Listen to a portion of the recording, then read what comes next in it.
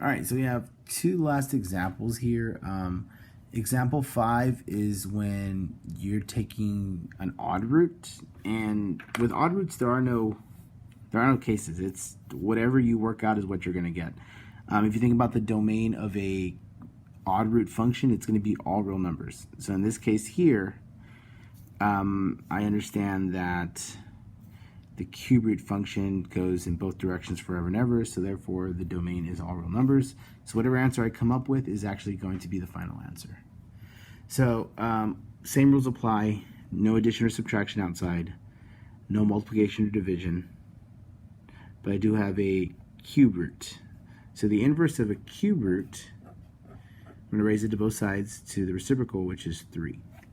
So the cube root and the cube cancel, leaving me with x minus 4 is less than or equal to 5 cubed is 125. And the last thing you do is you add 4 to both sides, and x is less than or equal to 129. And that's actually your final answer. There's nothing extra to do. The answer is what it is here. To show you, once again, do this graphically. So the cube root of x minus 4 and 5. Okay, so you notice first off that the intersection is going to take place way further down on the x-axis. So we know it's going to happen at 129. So I can change this to let's go 135.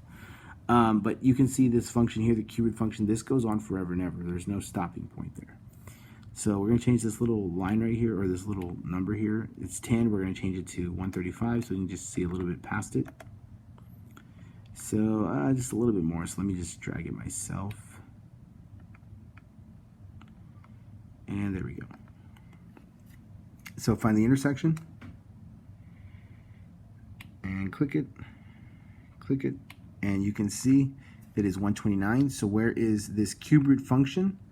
Less than or equal to 5. So where is it below the red line? And we can see it's from less than 129. So x is less than or equal to 129. And for this last example here is when you have a radical on both sides. As long as they have the same power, it's pretty easy. What you're going to do is you're going to raise both sides to that power.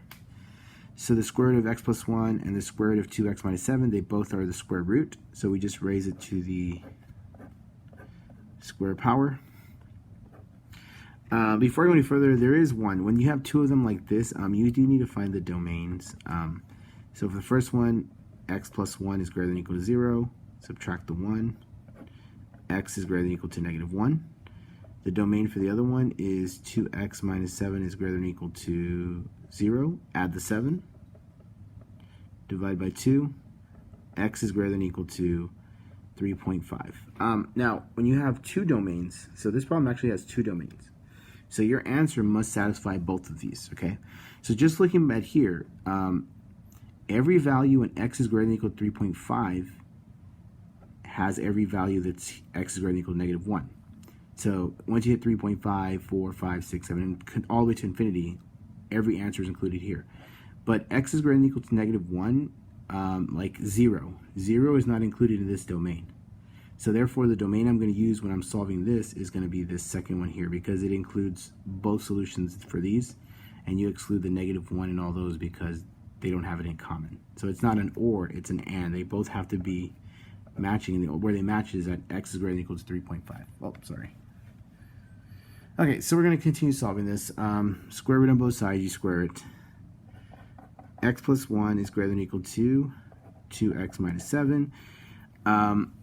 Use your algebraic skills. We're going to subtract 2x from both sides.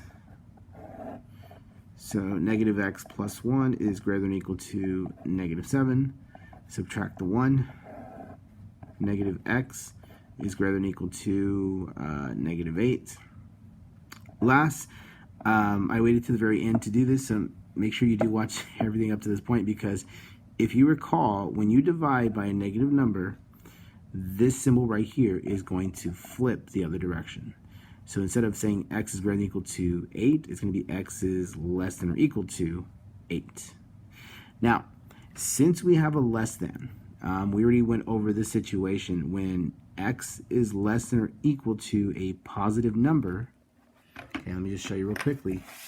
We get a compound inequality. So the small is less than or equal to x, which is less than the large. So in this case here, we know the smallest is 3.5 and the largest is 8.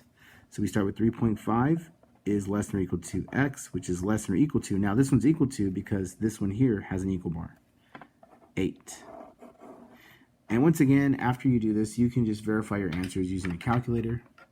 So once again, let's turn this on here. Oops.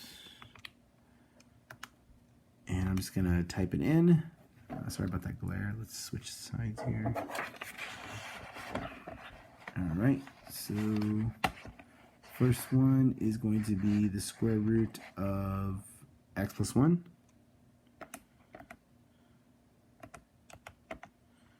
And then the other one is the square root of 2x minus 7. And so what we see here is that we have an intersection of these two. And that intersection is going to be, it should be the 8 value because it's less than. And then the starting point that contains both of these starts at 3.5, we can see there. So if you just look right here, you can see that both of them start having the same solution set at 3.5. And since it's a less than, it's a compound, they stop having the same solution set at 8. So the where is the red line less than the blue line? So here, if I do menu 6.4, this should be an 8. Let's just double check it. Put it over the shading over it. And there it is, 8. So 3.5 is less than or equal to x, which is less than or equal to 8.